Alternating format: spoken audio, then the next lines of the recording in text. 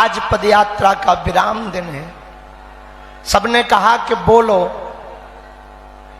बार बार मन प्रातःकाल जैसे ही हम ब्रिज में प्रवेश भय और जैसे ही मोड़ पर आए, वृंदावन में जब प्रवेश भय और मोड़ पर आए गरुड़ गोविंद जी के आगे से, उसी वक्त भैया ने कहा कि यहाँ ब्रजरज है, अब यहाँ से वृंदावन की सीमा प्रारंभ हो गई।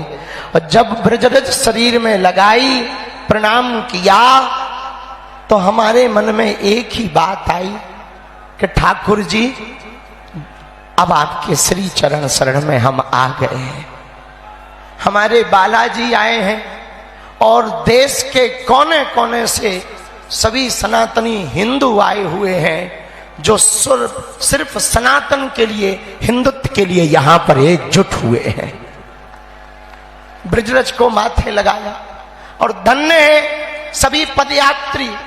इतना अपार कष्ट आपको हुआ, इतनी पीड़ा आपको उठानी पड़ी। हम विशेषतया ब्रजवासी और पदयात्री जो तीनों प्रदेशों में मिले भी हैं, उन सबको हम हाथ जोड़कर क्षमा मांग रहे कि भैया आप बड़ी आशा अपेक्षा के साथ दिन दिन भर धूप में खड़े रह करके पदयात्रा का दर्शन करने आए थे। आपको बहुत धक्का लगे होंगे, बहुत चोट भी लगी हुई होगी, थोड़ी मोड़ी चोट लगी होगी, पर आपने अपनी श्रद्धा नहीं खोई, समर्पण नहीं खोया।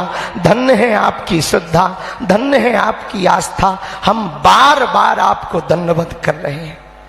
आज कुछ भी बोलने का मन नहीं हो रहा। मन ये कह रहा पदयात्रा तो हो गई, पर जिसके लिए पदयात्रा की क्या वो हो गया? कहीं ये पदयात्रा शोभा यात्रा तो नहीं बन गई? कहीं ये पदयात्रा केवल कलश यात्रा जैसी तो नहीं रह गई? जो इन संतों ने त्याग किया, पूज्य बद्रीनाथ बाली महाराज जी और हनुमानगढ़ी बाबा को तो सब जानते हैं, लेकिन वर्तमान में जिनके कारण सबसे ज्यादा हनुमानगढ़ी की याद आ रही तो वो है महंत पूज्य श्री राजूदास जी महाराज।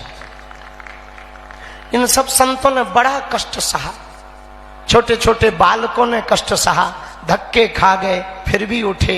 वृद्ध माताएं व्हील चेयर पर पदयात्री चले, कलश लेकर पदयात्री चले, केवल इसलिए चले कि हम यदि हिंदू एक हो जाएंगे तो भारत में दंगा नहीं गंगा बहेगी।